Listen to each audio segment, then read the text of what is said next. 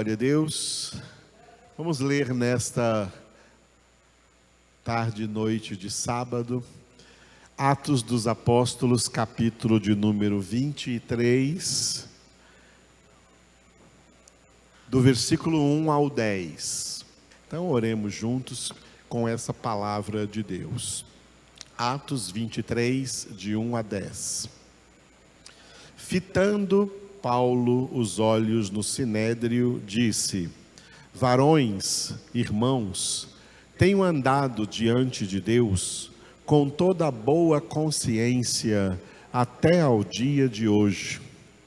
Mas o sumo sacerdote Ananias mandou aos que estavam perto dele que lhe batessem na boca. Então lhe disse Paulo: Deus há de ferir-te, parede branqueada.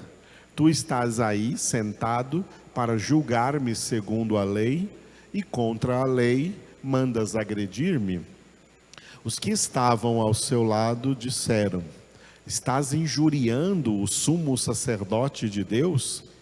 Respondeu Paulo: não sabia, irmãos, que ele é sumo sacerdote, porque está escrito: não falarás mal de uma autoridade do teu povo.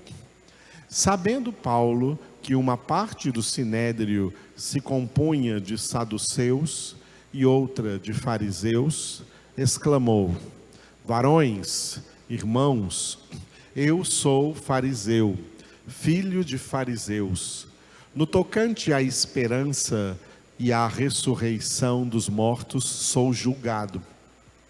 Ditas estas palavras, levantou-se grande dissensão entre fariseus e saduceus, e a multidão se dividiu.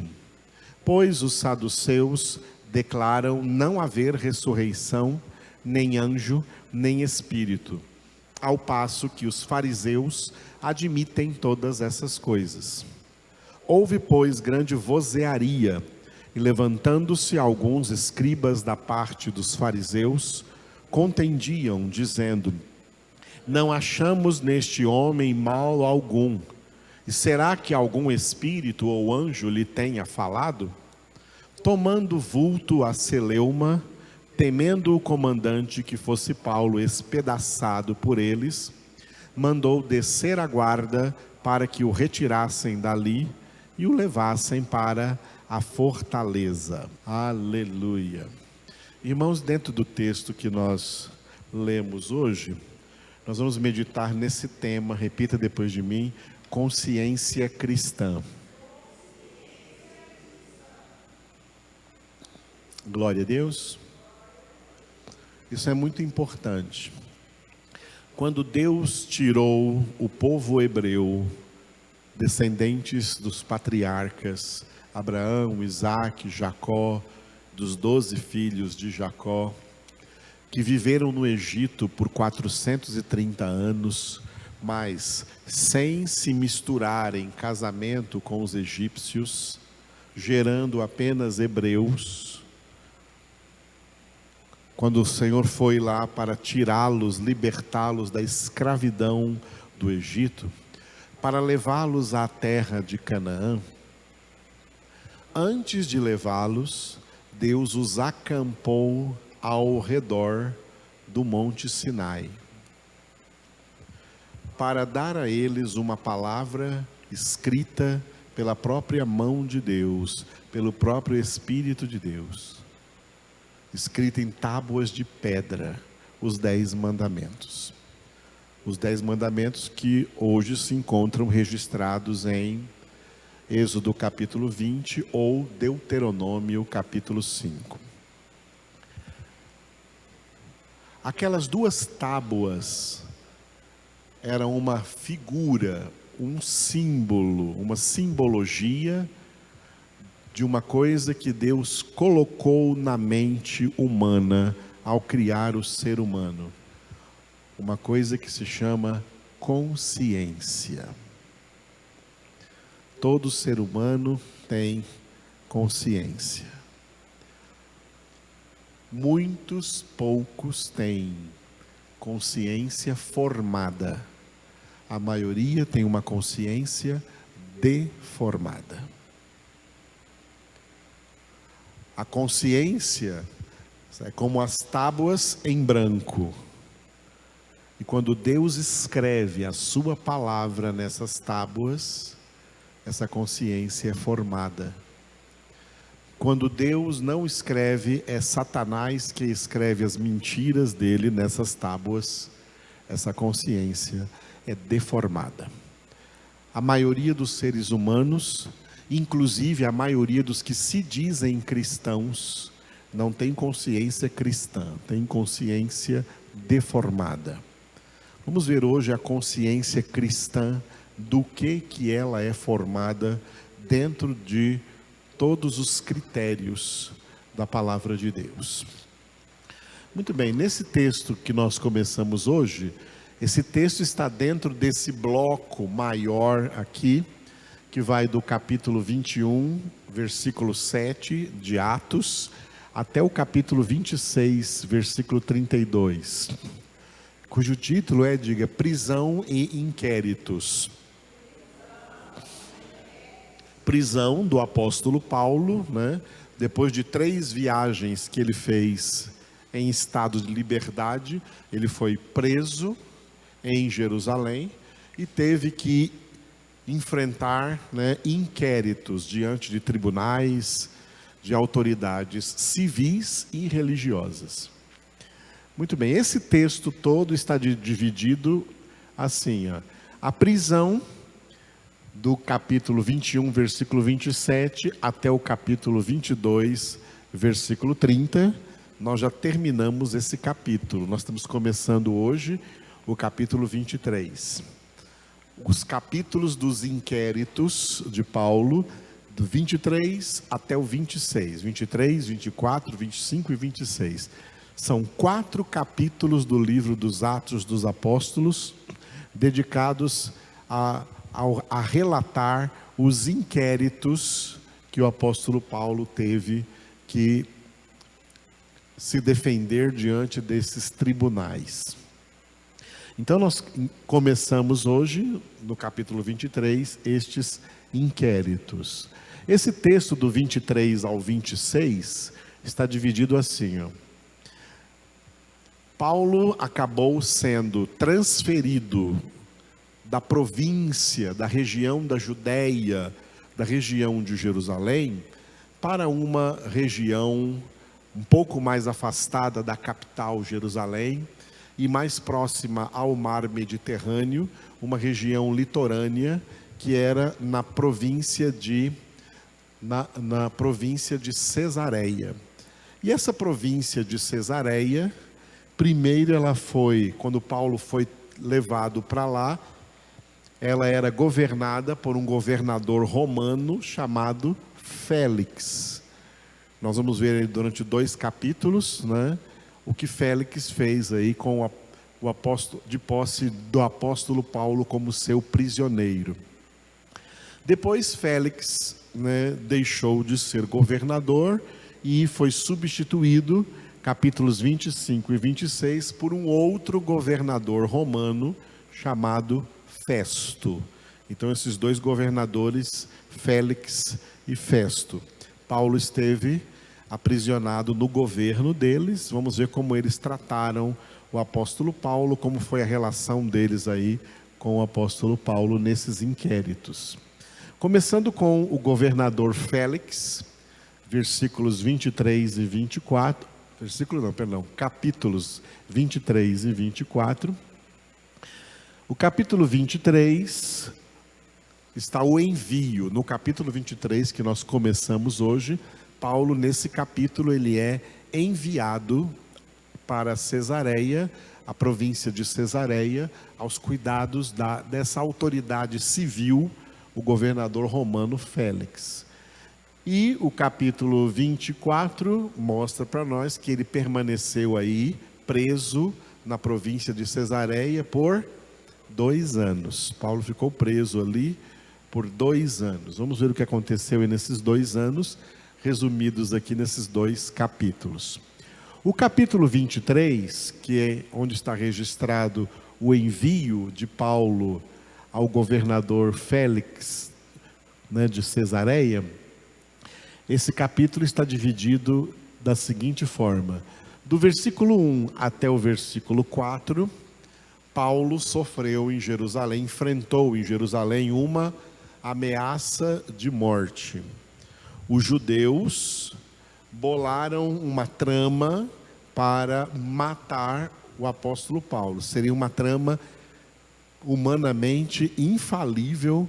O apóstolo Paulo seria morto ali, mas o Senhor estava com ele para protegê-lo, não era hora dele morrer ainda.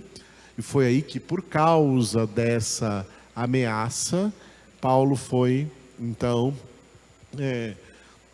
levado, né, transferido para outra província, saindo de Jerusalém para a província de Cesareia. E lá em Cesareia, capítulo 23, do 25 a 35, ele foi, diga, acolhido por Félix. Tem muitas coisas importantes a vermos aqui nestes inquéritos do apóstolo Paulo, começando do primeiro inquérito aqui de hoje, que foi perante autoridades religiosas de Jerusalém, perante o Sinédrio, ok? Tem muitas coisas importantes a meditarmos aqui, então não vamos passar aqui muito rapidamente, vamos passar lentamente para não perdermos nenhuma das coisas que Deus tem aqui para nos ensinar. Nesse capítulo 23, por exemplo, nós vamos ficar com o primeiro versículo.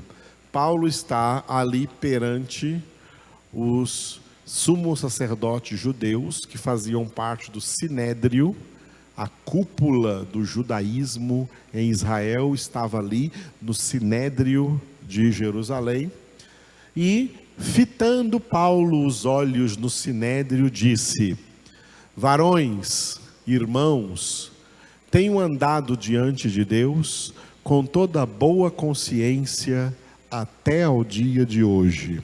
Aleluia. Eu quero pegar essa primeira declaração do apóstolo Paulo, né, que está injustamente preso. A situação dele aqui era injustamente preso. Quem em primeiro lugar prendeu Paulo foram os próprios judeus. Mas como judeus, nós vimos nos capítulos anteriores, 21 e 22, como os judeus já queriam matar Paulo ali no ato daquela prisão, quando pegaram Paulo já queriam matá-lo de pancada, espancando-o. Então as autoridades civis que pertenciam ao Império Romano intervieram, tá? O comandante dos soldados romanos interveio com os seus soldados e tirou Paulo das mãos dos judeus e colocou ele numa prisão romana. Antes de ser levado para a prisão, Paulo teve a oportunidade de falar à multidão que estava ali enfurecida contra ele. E ele então fez ali uma pregação para eles, né? Deu um testemunho que nós lemos aí no final do capítulo 22. Mas eles, é claro, não aceitaram o testemunho de Paulo e ficaram com mais ódio. E o comandante, então, da guarda romana, tá, recolheu Paulo e o prendeu para que ele não fosse massacrado por aquela multidão de judeus ali, né, alvoroçados e irados contra Paulo por causa de Jesus. Assim é o mundo contra nós por causa de Jesus. Então Paulo, recolhido na prisão, o comandante, as autoridades romanas, já que foram os judeus quem prenderam, quem agarraram Paulo, né, e por causa da violência eles tiraram Paulo das mãos dos judeus, ele convocou então o Sinédrio, as autoridades religiosas judaicas, para que se reunissem e Paulo fosse inquirido diante deles, né? Prestasse inquérito diante deles num tribunal religioso, um tribunal primeiramente religioso, que é o Sinédrio. Lembrando que o apóstolo Paulo, antes da sua conversão, conhecido como Saulo de Tarso, ele mesmo havia feito parte desse sinédrio. Ele fazia parte desse sinédrio lá no capítulo 7, quando Estevão foi levado, o diácono Estevão foi injustamente preso, como agora Paulo está injustamente preso, e Estevão foi levado perante aquele mesmo sinédrio, esse mesmo tribunal judaico. E Paulo era um dos membros do sinédrio, embora fosse um jovem ainda, um judeu muito jovem. Membros do sinédrio tinham que ter acima de 60 anos.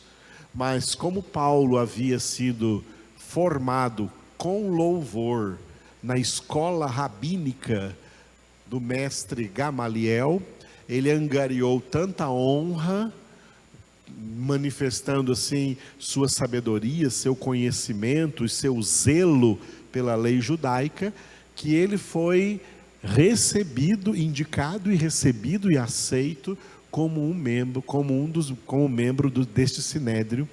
E na época então que Estevão esteve ali, Paulo ouviu. O apóstolo Paulo, antes da sua conversão, ele ouviu tudo que Estevão pregou no capítulo 7. Paulo estava lá ouvindo aquilo que Estevão estava pregando. Estevão fez um resumo maravilhoso de todo o Antigo Testamento, mostrando que todo o Antigo Testamento apontava para Jesus. E aí no final, todo o sinédrio cheio de ódio contra Estevão, por causa do testemunho de Cristo que ele deu, o apedrejou. E o sinédrio de Jerusalém sempre escolhia um dos membros do sinédrio para ser a testemunha principal dessa morte capital religiosa, a pena de morte capital religiosa por apedrejamento. Tá?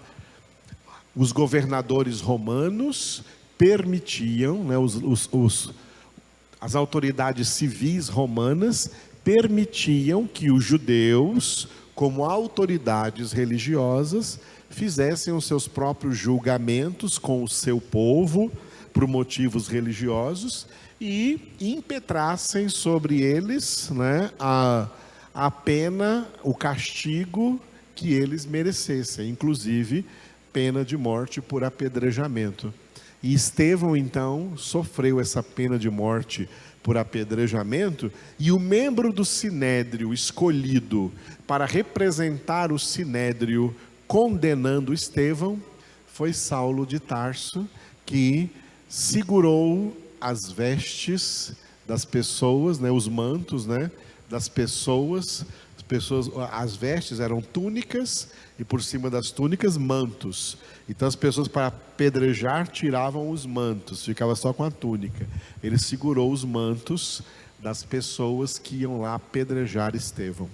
Ou seja, ele foi o escolhido. Portanto, ele passou a ser, esse escolhido passava a ser, diante de Deus, o responsável pelo sangue daqueles que morreram.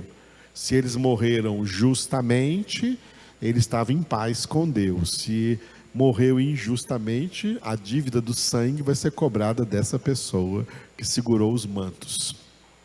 Essa era a tradição dos julgamentos ali em Israel, no judaísmo. Tá? No judaísmo, que se tornou religião durante 400 anos antes de Cristo, se tornou uma religião oficial em Israel, com a sua própria legislação. Saulo foi membro desse sinédrio. E agora aqui no capítulo 23, ele comparece diante desse sinédrio como réu, para ser ali julgado, como ele julgou Estevão, ele agora aqui vai ser julgado, diante dos mesmos religiosos. E Paulo, que conhecia muito bem todos eles, por isso aqui tem um verbo fitar. Paulo fitando todos eles, assim, conheço cada um deles aí. Conheço todos eles. Sei que todos eles me conhecem. Por isso eu vou começar falando o seguinte para ele: varões, irmãos, tenho andado diante de Deus com toda boa consciência até o dia de hoje. Boa consciência até o dia de hoje. Ao se declarar assim alguém de boa consciência, o sumo sacerdote, que era a autoridade máxima do Sinédrio, esse sumo sacerdote chamado Ananias, mandou um dos soldados, porque além dos soldados romanos, os judeus, a cúpula dos judeus, tinham os seus soldados, os soldados palacianos do palácio do sumo sacerdote, tinham os soldados às suas ordens, e eles mandaram que um deles batesse na boca de Paulo. O sentido de bater na boca é porque falou alguma coisa que não deveria ter falado. E aí Paulo chama aquele sumo sacerdote, dizendo para ele no versículo 3, Deus há de ferir-te também a ti, parede branqueada. Parede branqueada, ou seja, Paulo xingou ele de sepulcro caiado, porque eu estou aqui para ser julgado segundo a lei, e contra a lei você manda me agredir. Ou seja, o sumo sacerdote não poderia mandar agredir Paulo, porque ele ainda não foi julgado e ainda não tinha nenhuma penalidade sobre ele. Então ele tinha que ser primeiro ali ouvido, e ver a sua defesa e as acusações contra ele, para depois fazer alguma coisa. Mas então, extemporaneamente, precipitadamente, o sumo sacerdote, usando da sua autoridade religiosa, manda alguém bater na boca de Paulo, e Paulo reage justamente quanto a isso. Ele mandou bater em Paulo porque Paulo disse que tem andado diante de Deus com toda boa consciência. E para eles, judeus, o apóstolo Paulo se tornou um apóstata. Para eles, o apóstolo Paulo se transformou em um herege. Ao ser convertido a Cristo, ao ser convertido ao cristianismo, ele negou a sua fé judaica, negou tudo aquilo que ele aprendeu de Gamaliel, negou tudo aquilo que anteriormente deu para ele tanta honra, até mesmo a honra de ser um membro do Sinédrio. Então imaginem o ódio, a repulsa que aquelas autoridades judaicas nesse Sinédrio estavam ali em relação ao apóstolo Paulo. E para eles então, o apóstolo Paulo falou isso de cara muito lavada, Para eles, falando na nossa linguagem popular, é muita cara de pau esse cara chegar aqui e dizer que está andando diante de Deus com boa consciência. Porque para eles, Paulo perdeu a boa consciência há muito tempo. Para os judeus, ser cristão é ser um marginal. Entendeu isso? Para os judeus, ser de Cristo é ser marginais, é ser pessoas de má índole. Então não são pessoas de boa consciência. E Paulo começa diante deles dando esse testemunho, que tem andado diante de Deus até o dia de hoje com uma boa consciência, com toda a boa consciência. Baseado então nisso que eu ambientei para vocês, coloquei vocês aqui dentro daquele sinédrio, para vocês imaginarem o que Paulo estava passando, eu quero pegar essa palavra que ele disse. O que significa boa consciência?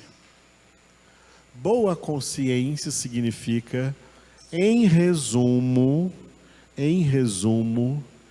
estar em paz diante de Deus. Boa consciência significa estar numa situação em que não se sente devedor nem a Deus, nem aos homens. É uma boa consciência como essa que faz com que Davi tivesse escrito lá nos Salmos 3, 4 e 5, olha, em paz me deito e logo pego no sono. Sabe que em paz se deita e logo pega no sono? Quem tem boa consciência. Quem não tem boa consciência tem que ficar tomando remédio para dormir, porque põe a cabeça no travesseiro e vira uma revolução. Ai, mas isso, ai, mas aquilo, estou devendo assim, estou precisando isso, estou preocupado com isso, estou ansioso com aquilo. Problema de consciência. Então, uma boa consciência significa paz com Deus, paz com os homens. Do que depender de vós, Paulo disse, tende paz com todos os homens. Jesus é a nossa paz, Efésios 2,14. João 14, Jesus disse, deixo-vos a paz, minha paz vos dou, não vou-la dou como o mundo a dá. Não se turbe o vosso coração, nem se atemorize. A paz de Deus, escrito em Filipenses capítulo 4, a paz que excede todo entendimento e guarda nossos corações e nossas mentes em Cristo Jesus. A consciência é na mente. A verdadeira paz do Senhor é uma prerrogativa de pessoas que têm uma boa consciência. E essa boa consciência, para ser boa, ela só pode ser consciência cristã. Sem ser cristão, ninguém tem boa consciência. Só sendo verdadeiramente cristão para ter boa consciência. Por quê? Essa boa consciência, essa consciência cristã, é uma consciência formada de acordo com os critérios da palavra de Deus. A palavra de Deus, como está escrito em 2 Coríntios 3:3, escrita aqui na nossa mente, por obra do Espírito Santo, fazendo de nós cartas vivas de Cristo, escritas não com tinta, mas pelo Espírito do Deus vivente, não em tábuas de pedra, mas em tábuas de carne, isto é, nos corações. Carne e corações aí é a alma e a principal parte da alma, que é a mente, aonde está a tábua, ou as tábuas da nossa consciência. É aí que o Espírito Santo quer escrever a palavra de Deus, e é assim que a nossa consciência cristã é formada.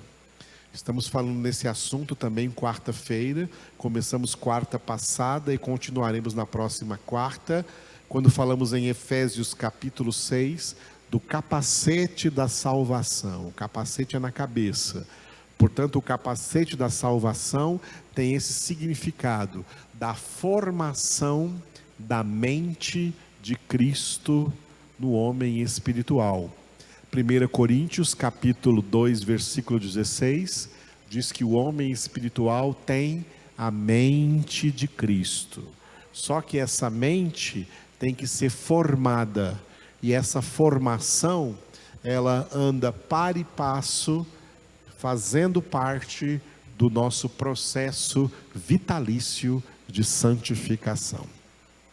Na medida em que a mente de Cristo é formada em nós, é que nós nos santificamos, é que a santificação vai acontecendo. Por isso que o segredo, o elemento central da santificação, é o que Paulo disse em Romanos capítulo 12, versículo 2, a renovação da nossa mente. Quando a nossa mente é renovada pela palavra de Deus, está sendo formada em nós a verdadeira boa consciência cristã. Essa formação, ela vai acontecendo mediante 5 elementos que eu quero passar para vocês. 5 pontos importantes que eu quero passar para vocês. Primeiro ponto: verdadeiros cristãos têm que, pelo ministério da palavra de Deus, ter plena consciência de quem é Deus. A primeira coisa que vem formar a nossa consciência cristã é o conhecimento de Deus, é conhecer a Deus. Quem não conhece a Deus não tem consciência cristã, não tem consciência formada, tem consciência deformada. Pessoas sem Deus, e tem muita gente que se chama cristã, mas é sem Deus, tá? Tem cristãos, tem poucos cristãos com Deus e muitos cristãos sem Deus. Os muitos cristãos sem Deus são os muitos chamados, e os poucos cristãos com Deus são os poucos escolhidos. Os muitos chamados não têm consciência cristã formada, eles têm consciência deformada. Por isso existe aí fora um cristianismo deformado. Além de um total ateísmo no mundo, ainda tem um cristianismo deformado no mundo, consciências deformadas. Só os eleitos de Deus, os poucos escolhidos, têm a sua consciência sendo formada pelo Espírito Santo de Deus, com a sua espada, a espada do Espírito, que é a palavra de Deus, formando a nossa consciência. E a primeira coisa que o Espírito Santo faz com a palavra de Deus é nos mostrar aqui na palavra, meditando nela de dia e de noite, meditando na palavra de Deus em todas as nossas congregações. A coisa mais importante que recebemos da palavra é o conhecimento de Deus. Diga forte aí, conhecimento de Deus. Uma boa consciência cristã é uma consciência formada pelo conhecimento de Deus. Eu sei quem é Deus. Eu sei como Deus é. Eu sei qual é a vontade de Deus. Eu sei quais são os propósitos de Deus. Eu sei como Deus age. Eu sei o que Deus faz. E eu sei o que Deus não faz. Tudo isso faz parte desse primeiro item da formação de uma boa consciência cristã, o conhecimento de Deus. Segundo item, o autoconhecimento. O autoconhecimento. A palavra de Deus não nos mostra apenas quem é Deus, mas ela nos mostra também quem somos nós. A palavra de Deus, a meditação na palavra de Deus, não é só para você conhecer a Deus, mas conhecer a si mesmo. E ao conhecer a si mesmo, você vai falar como o apóstolo Paulo falou em Romanos 7. Eu sou um pecador. Eu sei, eu tenho consciência que na minha carne, na minha alma, não habita bem nenhum.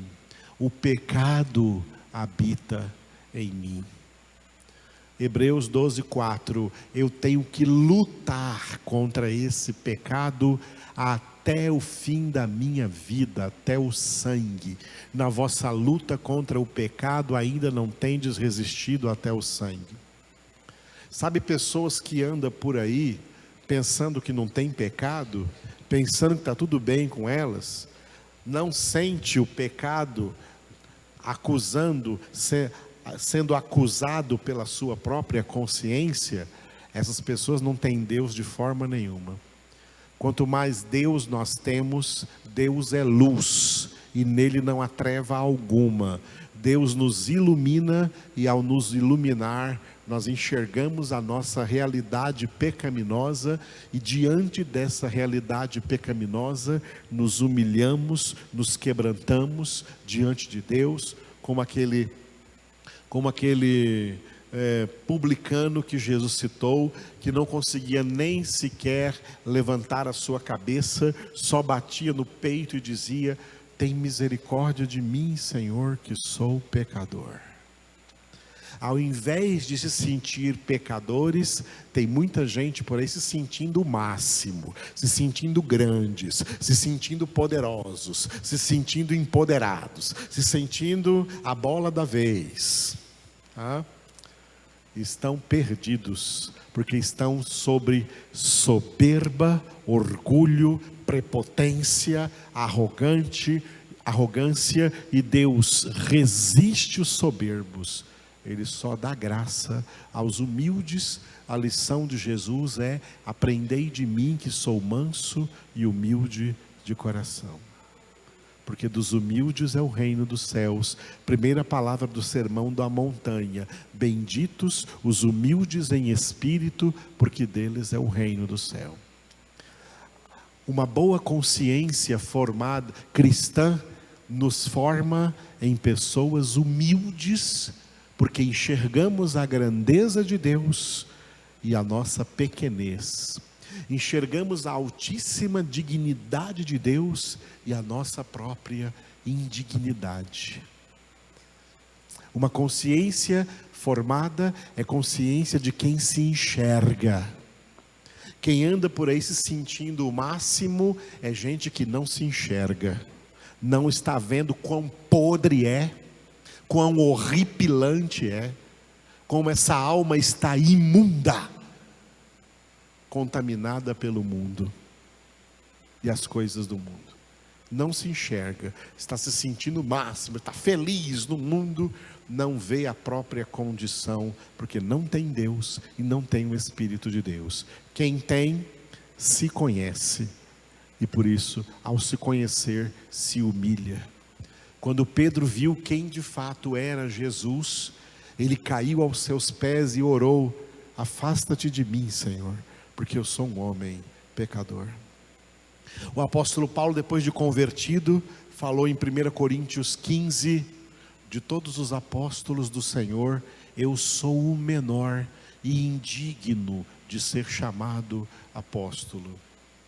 Em Efésios capítulo 3, ele disse: de todos os santos de Deus, eu sou o menor de todos os santos.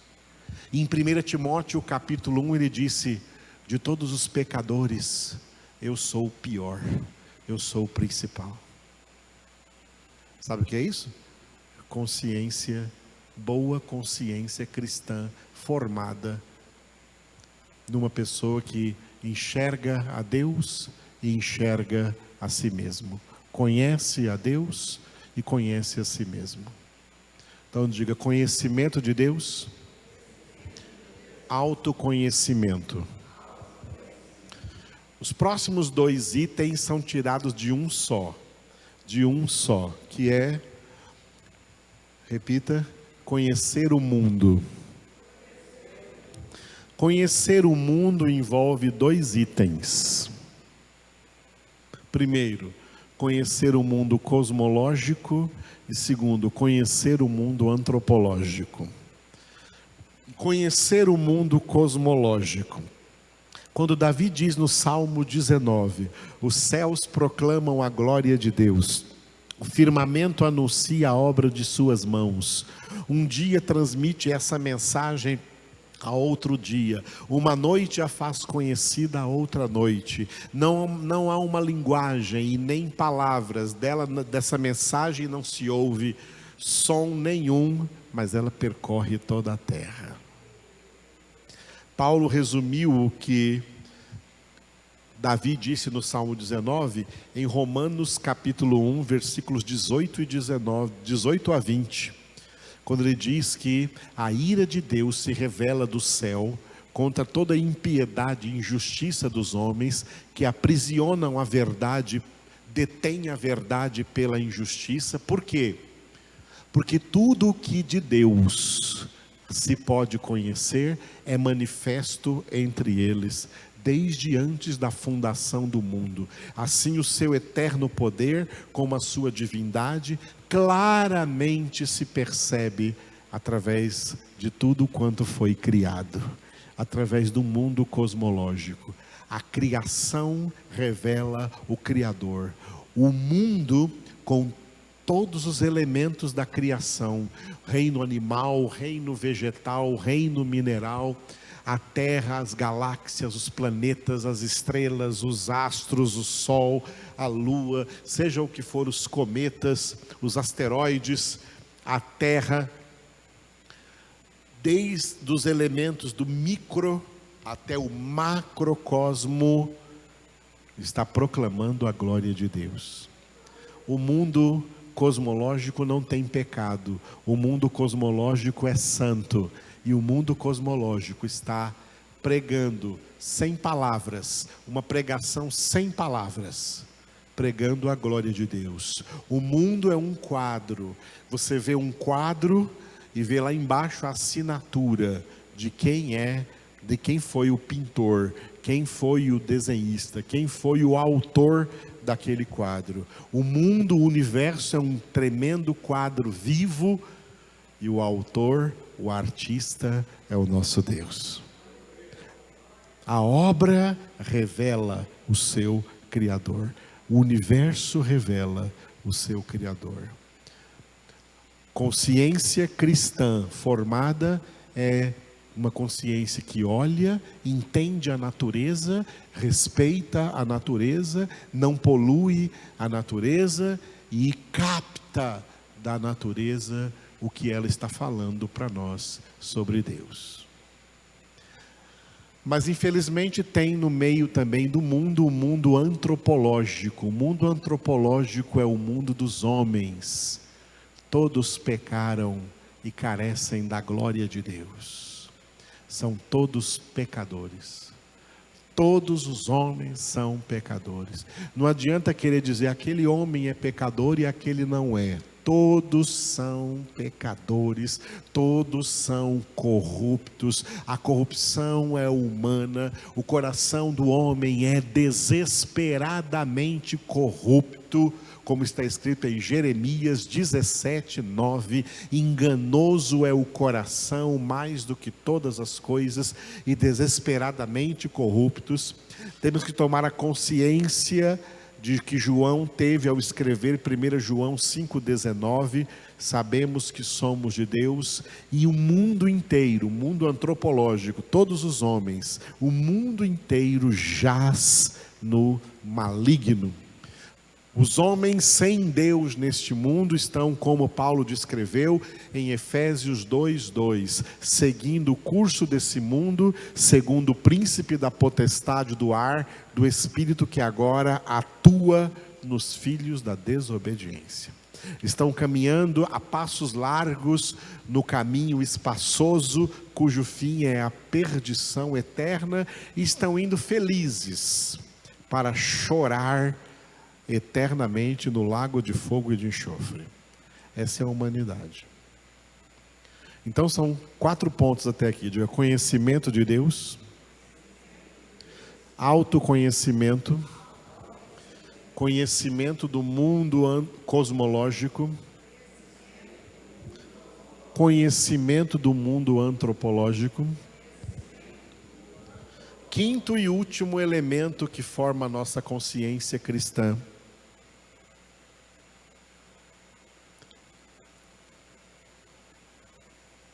repita depois de mim. O que eu devo fazer nesse cenário?